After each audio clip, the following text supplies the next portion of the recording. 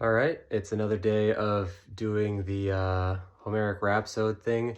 Again, I'm not necessarily attempting to recreate the Iliad one-to-one like a traditional Homeric Rhapsody would do, nor am I attempting to necessarily create an entirely new story.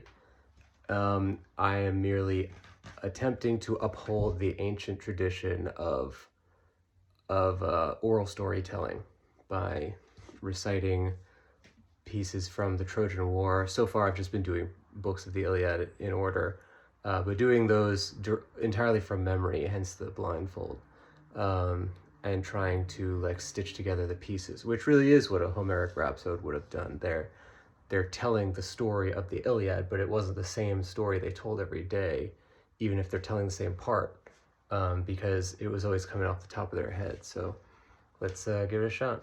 We're just getting into book 2 here.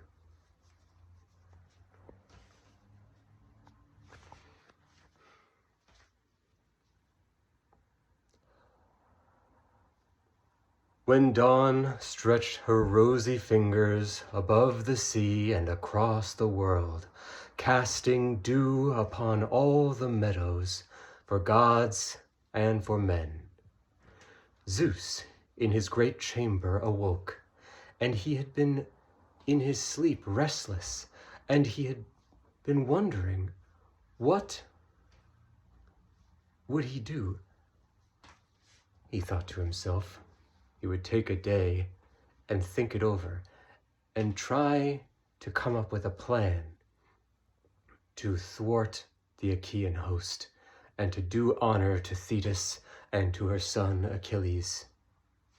He stayed up all the night, deep into the darkest hours, when Helios's chariot had long since passed, and Selene was up in the sky, shining her grand beams. Finally, the idea came to Zeus. He decided he would summon a destructive dream to come to Agamemnon as he slept.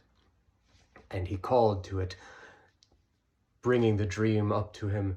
Destructive dream, what you shall do is visit Agamemnon in the night. Do it in disguise as one of his trusted counselors, and say to him, what is this, son of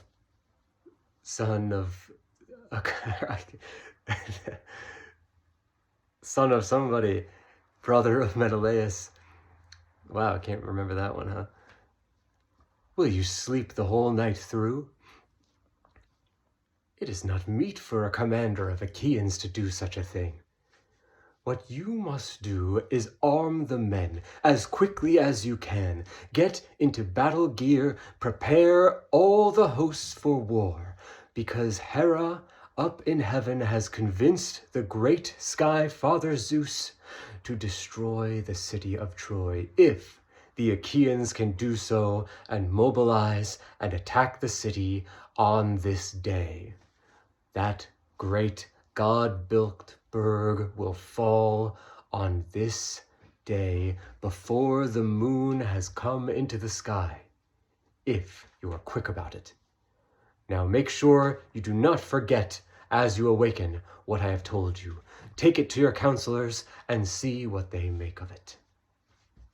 Thus, the dream came down up from the sky in a flash and stood next to Agamemnon's bed, the son of Atreus, who he whispered into that ear, pouring his nectar-sweet voice into Agamemnon's thought. And he thought he saw Nestor, that most trusted of counselors, speaking to him. And Nestor said to him, what is this, son of Atreus? Why do you sleep the whole night through? Do you not have an army to command at your beck and call? No, what you must do is rise and take the armies, and we must throw ourselves against that great God-built berg. Yes, for 9 years we have fought against her, but this shall be the day that we take the city, if you can mobilize the men. Yea, I have heard, I have had word from Iris, swift-footed counselor and messenger of the gods, who told me that Hera has swayed the great sky father Zeus and changed his mind to take down the city of Troy. Now, before you awaken, make sure you do not forget this message. Take it to the waking world and take it before your counselors. Thus, with that, the evil, destructive dream flitted away like mist up into the air. And gently Agamemnon's eyes opened as he took in the world around him and realized it had been a dream. Quickly he got up, he sprang up, and he took up his spear, and he took up his lion skin cloak, and his other equipment clasped he on the greaves, and thrust on the great corselet. He exited his tent. Only the sky was just coming about with the rosy fingers of dawn on that day. He went up to all the counselors, summoning the entire host, and they met in the great gathering place, where only so many days before had Achilles spurned Agamemnon, and Agamemnon driven the greatest of the Achaeans out of the camp. All right, that was a bit of a rocky one. I forgot that Agamemnon's patronymic name of the son of Atreus, which that was the first time, interestingly, I haven't, as many times as I've been haltingly screwing up the lines or the rhythm, don't think in any of the days so far that I've actually broken, character and like acknowledged that I just forgot something in the middle of telling the story, which that's probably the biggest no-no of any of this, because if I were a Homeric bard, I would be in front of the audience telling the story. I would have to make something up on the spot. That's the whole point of what I'm doing. So I'm going to definitely try not to ever do that again.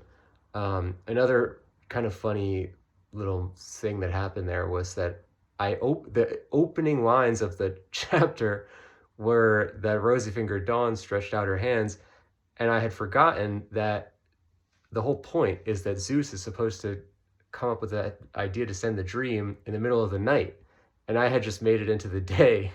So if you remember what I said, or you could go back or whatever, like I had the morning came up and Zeus was thinking about what to do, and then he decided to wait a day, and then he stayed up all night the next night and sent the dream.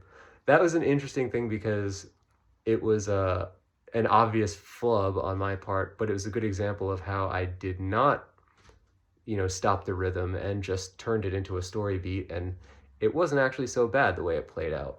It was a little redundant, but the thing with the son of Atreus was like, I don't know even how I forgot that, which is such an important and common patronymic. But if people forget things all the time, and sometimes you forget something that you just forget it. It doesn't matter why, but I should never break character like that.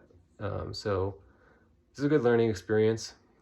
As for the other stuff, I always think it's funny the way that speeches told from a god to Iris or to the dream or to whoever to come down and then deliver that message to somebody else. They always tell the same exact story twice in a row, which in modern storytelling is kind of like entirely redundant. It's totally strange thing to do.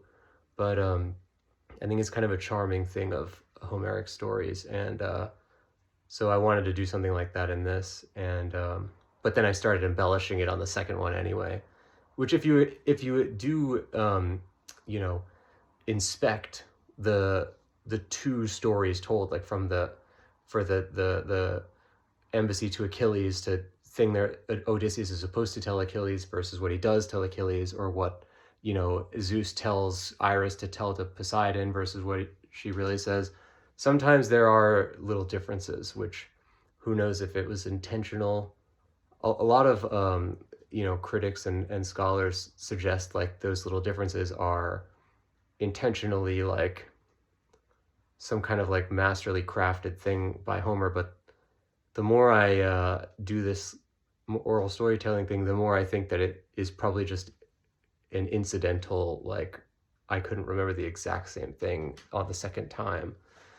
But having said that, the thing with the embassy, where Odysseus chooses not to say what is potentially the most, like, you know, acidic thing that Agamemnon says in order to hopefully not offend Achilles, that does seem like an authorial choice. So who knows? Some of those things may be one way, some may be the other. But it is interesting, at least, to be doing this, and to, you know, I can't go to some other country and, well, I guess I could, but I am not going to another country to then, you know, live among people who are illiterate bards and hear them tell their stories, but I can try to do the same thing in my own way and try to tell the story for myself.